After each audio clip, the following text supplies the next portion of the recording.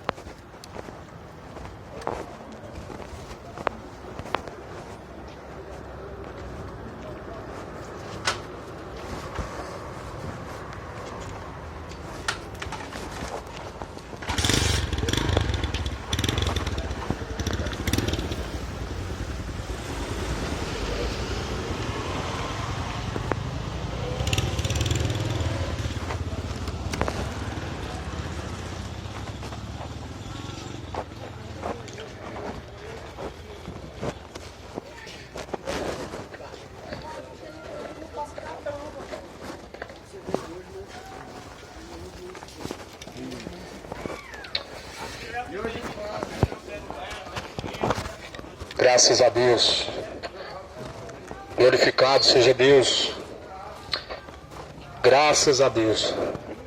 A paz seja contigo. Deus abençoa a todos que estão ouvindo, aos feirantes, que Deus venha prosperar a sua caminhada. A palavra de Deus diz: buscai o Senhor enquanto se pode achar, e invocai-o enquanto ele está perto. Deixe o ímpio os seus maus caminhos, torne-se para Deus. Isaías, capítulo 55, versículos 6 e 7. Meus amados, estou aqui nessa noite para anunciar a palavra do Senhor Jesus. Antes que alguém se pergunte, não é propaganda evangélica não. Não é pedança de dinheiro não. O evangelho tem que ser pregado. Sabe por quê? Porque Jesus, ele deu uma ordem. Porque Jesus ordenou. E quanto às ordens de Jesus, nós não devemos discutir jamais. É verdade? Jesus falou: ide por todo mundo e pregai o evangelho a toda criatura. Sabemos que o dia do Senhor vem chegando. A volta de Cristo está perto. Está muito próximo. Agora, como diz a Bíblia, quem tem ouvidos para ouvir, ouça. Sabemos que nem todos crê no Evangelho, sabemos que muitos crê, mas não obedecem. A Bíblia diz que também Satanás crê, o diabo também crê em Deus. Então, nós temos que ver essa situação. Só acreditar em Deus não é o suficiente para a salvação, tem que obedecer. Vai dizer em Tiago, capítulo 2: tu crês que há um só Deus, fazes bem, pois os demônios também o creem e se estremecem. Então somente crer em Deus não salva. Nós temos que crer e obedecer. Tiago 2, 19: tu crês que há um só Deus, fazes bem, também os demônios o creem e se estremecem. Meu amado, aqui nós vemos algo. Nós vemos algo aqui na palavra de Deus muito importante. Nós vemos na Bíblia Sagrada algo que é muito importante. Aqui nós estamos vendo que não basta somente crer, não basta somente confessar, não basta somente dizer eu creio. Não. Sabe por quê? A Bíblia está dizendo que os demônios também crêem. Os demônios também creem em Deus. Mas não é em vão. Eles estiveram com Deus, eles eram anjos. Eles estavam na glória com Cristo, eles eram anjos de Deus. Por isso que eles creem em Deus. Agora, eis uma questão: só crer em Deus salva. Se cresce, os demônios estariam salvos. Se cresce, o diabo e os anjos caídos também seriam salvos. Só que aqui a Bíblia está dizendo que o diabo ele crê e se estremece. Ele se estremece. Hoje nós estamos vivendo sobre a face da terra uma falta de temor, uma frieza espiritual, pessoas brincando com o nome de Deus, pessoas tomando o nome de Deus em vão, pessoas dizendo que creem em Deus, mas não obedecendo. É isso que nós estamos vendo, dias finais, é isso que nós estamos vivenciando. Pessoas que falam que creem em Deus, pessoas que confessam com seus lábios, mas com seu coração nega. É assim que nós estamos vivendo. Só que, porém, a Bíblia mostra que a fé sem as obras é morta. A fé sem obras é morta. Está escrito em Tiago 2. Em Tiago capítulo de número 2. A fé sem as obras é morta. Veja que nunca se salvou ninguém. Nunca se salvou ninguém só crendo. Mas crendo e obedecendo. Eu quero dizer algo a você, meu amado. Busca o Senhor enquanto se pode achar. Busca, o Senhor está aqui, na palavra. O Senhor está em qualquer esquina, em qualquer rua, desde que você invoca a Ele. O Senhor ele não está dentro da Assembleia, não é dentro da Deus de Amor também, não é na Universal. A Bíblia diz que Deus, Ele não habita em templos feitos por mãos humanas, e nem tampouco aceita ser servido pelas mãos dos homens. Atos dos Apóstolos, capítulo 7. Esse é o Deus da Bíblia. Esse é o Deus que foi pregado pelos apóstolos, que foi pregado por Jesus Cristo. Deus que não habita em templos feitos por mãos humanas. Sabe por que Deus não habita em templos feitos por mãos humanas? Porque aqui está a promessa. Em Atos dos Apóstolos, capítulo de número 7. Porque dentro deles eu farei morada. Dentro deles eu habitarei. Está aqui em Atos capítulo 7. E versículo de número 50. Versículo 49 até o 50. Aqui o versículo 48 diz: mas o Altíssimo não habita. Ele está falando, bem claro, não habita. Está afirmando, ele não habita em templos feitos por mãos de homens. Como diz o profeta, isso aqui é a Bíblia, isso aqui é a palavra. Deus não habita em templos feitos por mãos de homens, como diz o profeta. Isso aqui é a nova aliança, isso aqui é o evangelho, a graça. Agora no versículo 49 diz: o céu é o meu trono, e a terra é o estrado dos meus pés. Que casa me construireis, diz o Senhor, ou qual é o lugar da minha habitação, do meu repouso? Porventura não fez a minha mão todas essas coisas? A mão de Deus fez tudo. Como Deus vai habitar no que Ele fez? A Bíblia diz que o céu é a habitação de Deus. A Bíblia diz que o céu é a morada de Deus. A Bíblia diz que a terra é o descanso dos pés de Deus. Como que Ele vai habitar em templos? Assembleia, vamos para a casa de Deus. Amo dizer essa palavra. Vamos para a casa de Deus. Não existe esse versículo na Bíblia, não. Me alegrei como nos disseram: vamos à casa do Senhor. Isso é o Antigo Testamento. O templo de parede, ali ainda Deus habitava. Porém, Deus habita e nunca habitou em templos feitos por mãos humanas. A casa espiritual hoje, a morada de Deus hoje é você. É dentro de você que Deus quer habitar. É dentro de você que Deus quer fazer a morada. E é dentro desse coração, através desse coração, é através do teu coração que Deus ele entra dentro de você e faz a morada. Só que, porém, nós estamos vivenciando uma dureza de coração, uma frieza, aonde Jesus pregou e disse: o amor de muitos se esfriará. Jesus pregou sobre isso, meu amado. Essa frieza, essa dureza, Aonde o homem ele rejeita o evangelho, aonde o homem não tem mais prazer em ouvir a palavra de Deus, aonde o homem tem mais prazer em ouvir futebol do que ouvir a mensagem do evangelho, aonde muitos têm mais interesse em ouvir sobre política, ouvir sobre futebol, sobre novela, do que da palavra de Deus. Frieza espiritual. Jesus falou que o amor de muitos se esfriará por ter se multiplicado a iniquidade. A iniquidade é o pecado. A iniquidade se espalhou, o pecado tem se multiplicado, tem se espalhado. É a bebedice, é a idolatria, é as orgias, são as depravações.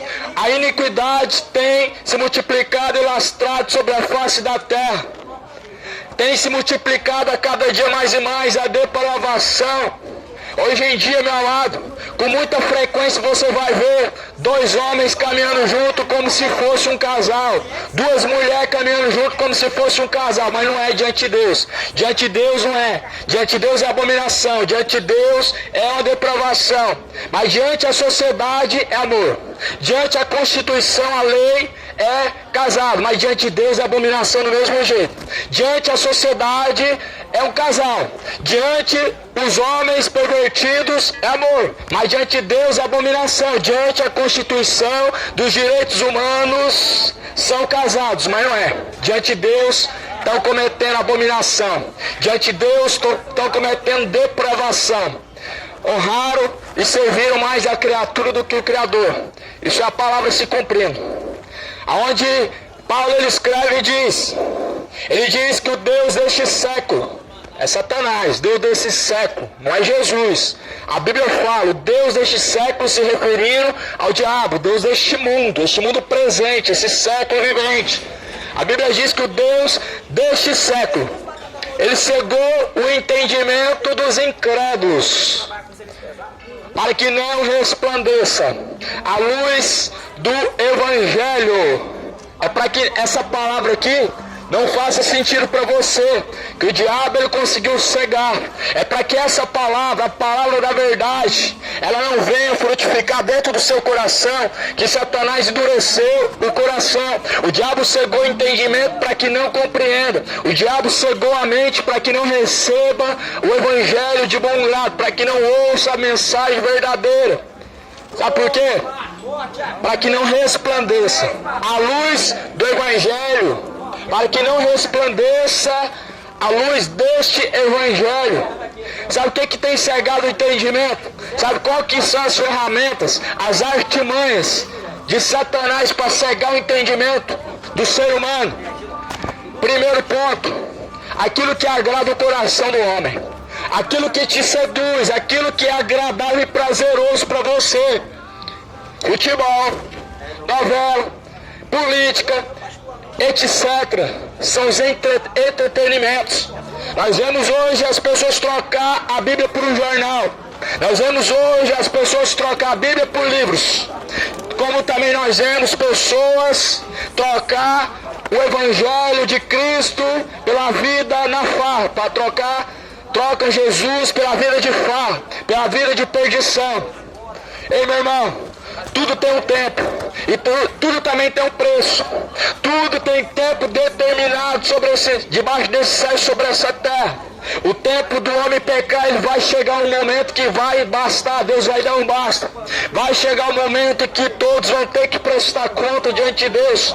Vai chegar um momento que você vai ter que comparecer diante de Deus, e eu também. Vai chegar um momento em que nós vamos ter que comparecer diante de Deus. Eu quero te perguntar a você que está agora ao alcance desse falante, como está a tua vida diante do Deus dos céus? E se a tua carne descesse ao pó nesse instante, para onde iria a tua alma? Faça essa pergunta no seu coração. Se a tua carne, ela descesse à sepultura agora, para onde iria a alma? O corpo vai ser enterrado, mas a tua alma, para onde ela iria? A segurança da salvação do homem, ela permanece em Cristo, quando o homem serve a Cristo, quando o homem segue os caminhos de Cristo. Aqui ninguém está falando de uma religião, Aqui ninguém está falando de uma religião como salvação, porque nenhuma delas pode salvar, nem catolicismo, nem espiritismo, nem umbanda, nem quimbanda, nem religião evangélica, nada. É só Jesus, é só a palavra, é só através da palavra que nós seguimos a Jesus. Então eu torno a te perguntar, mediante essas palavras, nós seremos salvos ou seremos condenados? Segundo essa palavra, a Bíblia Sagrada, a tua vida está correta conforme a vontade de Deus? Se a tua carne descer ao pó, a tua alma irá para Deus?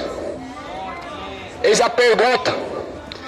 Pois diz em Hebreus, capítulo 9, versículo 27, para o homem está ordenado morrer uma só vez, e vindo então após a morte o juízo.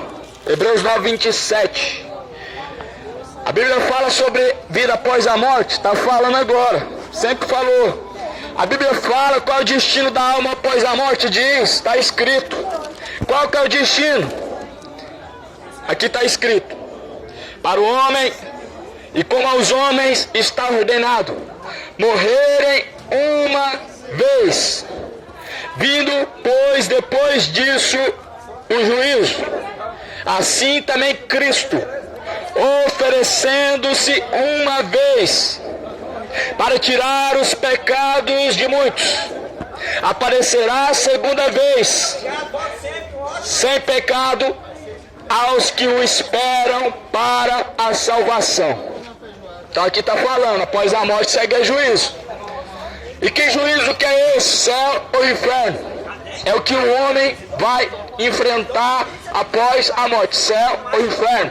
O céu, segundo a Bíblia diz, é para aqueles que seguem a Cristo, é para aqueles que estão caminhando com Cristo, para aqueles que caminham segundo diz a palavra, para aqueles que caminham na terra a vida segundo a vontade de Deus. Só que nós vemos hoje, infelizmente, que muitos creem em Deus, só não estão caminhando conforme a vontade de Deus. O que nós vemos hoje, muitos têm a religião, só não praticam a vontade de Deus. Nesse lugar que se chama Brasil, todo mundo crê em Deus, a maioria, 90%, o resto é ateu, os 10%. Só que a grande maioria só não faz a vontade de Deus.